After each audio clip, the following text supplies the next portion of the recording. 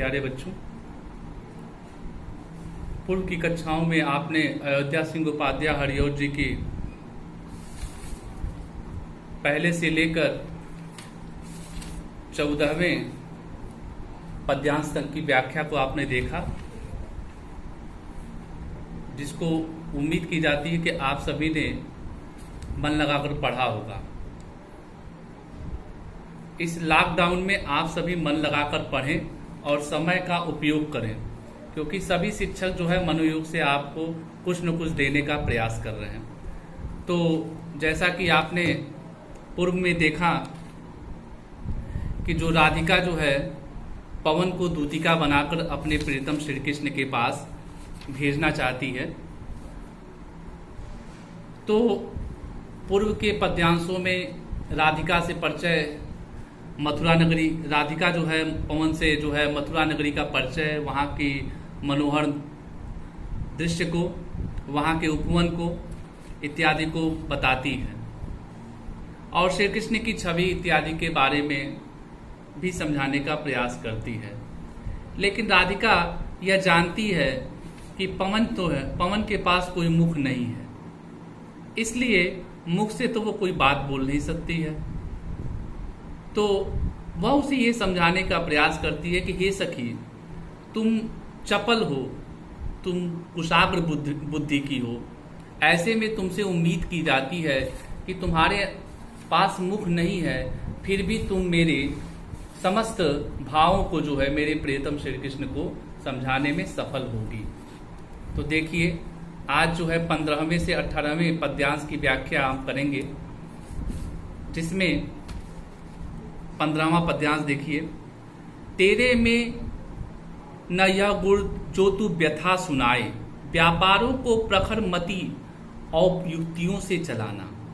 मति का मतलब बुद्धि से, प्रखर मति का तात्पर्य है कुशाग्र बुद्धि से। बैठे हो जो निज सदन में मेघ सी कांति वाले, तो चित्रों को इस भवन में ध्यान से देख जाना। कहती है, हे सखी, मैं जानती हूं कि तुम्हारे पास मुख नहीं है जो मेरे भावों को अपने मुख से व्यक्त कर सकती हो, लेकिन मैं ये भी जानती हूं कि तू प्रखर बुद्धि वाली है, अर्थात कुशाग्र बुद्धि वाली है, यानी अपने कुछ उपाय लगाकर तुम मेरी भावनाओं को समझाने में सफल होगी। यदि मेरे प्रियतम जो मेघ सी कांति वाले हैं अपने घर में बैठे हों, तो उनके भवन में स्थित समस्त चित्रों का अवलोकन करना, ध्यान से अवलोकन करना, और उन चित्रों में से जो चित्रों में विरह विदुरा का मिले चित्र कोई, तो जाके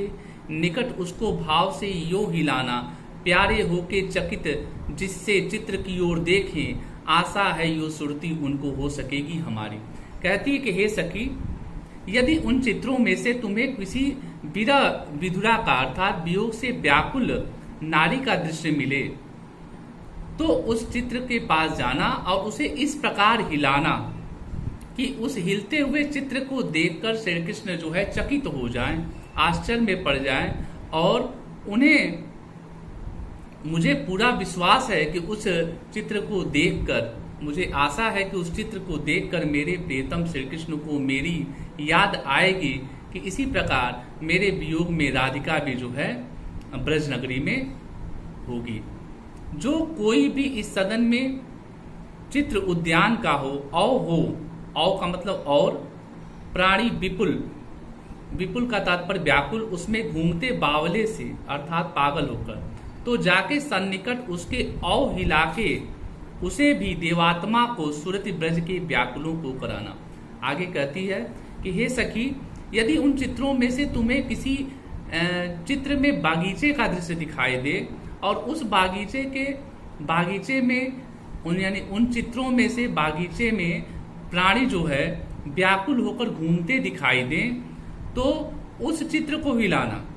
तो जाके पास अर्थात उसके पास जाकर उस चित्र को हिलाना जिसमें बागीचा भी हो और व्याकुल और पागल सदृश आदमी भी हो, लोग भी हों, तो उसको हिलाने का प्रयास करना। उस हिलते हुए चित्र को देखकर उस देवात्मा अर्थात श्री कृष्ण को ब्रज के व्याकुलों की अवश्य याद आएगी और उन्हें इस बात का एहसास भी हो जाएगा कि इसी प्रकार, जिस प्रकार इस चित्र में बागीचे में विरह वियोग में, प्रेम में जो ब्रज के लोग हैं वो बावरे हो गए हैं, वैसे ही हमारे वियोग में हमारे ब्रज के सखा बंधु ग्वाल बाल भी क्या होंगे, पागल सदृश हो गए होंगे। कोई प्यारा कुसुम, कुसुम का तात्पर्य फूल से, कुमला, कुमला का मतलब मुरझा, गे में जो पड़ा हो अर्थात घर में पड़ा है, तो प्यारे के चरण पर डाल देना उसी को, यो देना ए पवन बतला फूल सी एक बाला, अर्थात कोमलांगी के बारे में है। म्लान हो अर्थात उदास होकर कमल पग को चूमना चाहती। आगे कहती, हे सखी, यदि उन चित्रों में, नहीं क्षमा चाहूंगा, कहती कि हे सखी, यदि श्री कृष्ण के घर में तुम्हें कोई प्यारा सा मुरझाया हुआ पुष्प दिखाई दे, तो उस पुष्प को अपने कुशाग्र बुद्धि का प्रयोग करते हुए श्री कृष्ण के चरणों में ले आकर डाल देना और ये बतलाने का प्रयास करना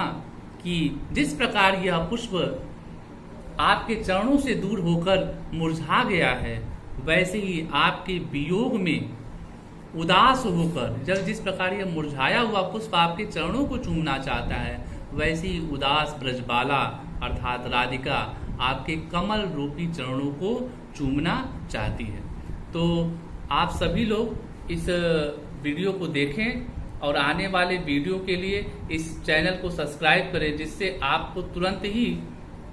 नया चीज मिल जाए। और निर्देश ये है आप सभी के लिए कि आप सभी लोग गृह कार्य में इसको विधिवत नोट करें, जो बताया गया है उसको अच्छाता पालन करें। साथ ही साथ जो भी अध्यापक अपने मनोयोग से पढ़ा रहे हैं, आपको कुछ देने का प्रयास कर रहे हैं, उसका जो है समय का अवसर को देखते हुए समय का सदुपयोग करने की कोशिश करें। धन्यवाद। आज के लिए इतना ही।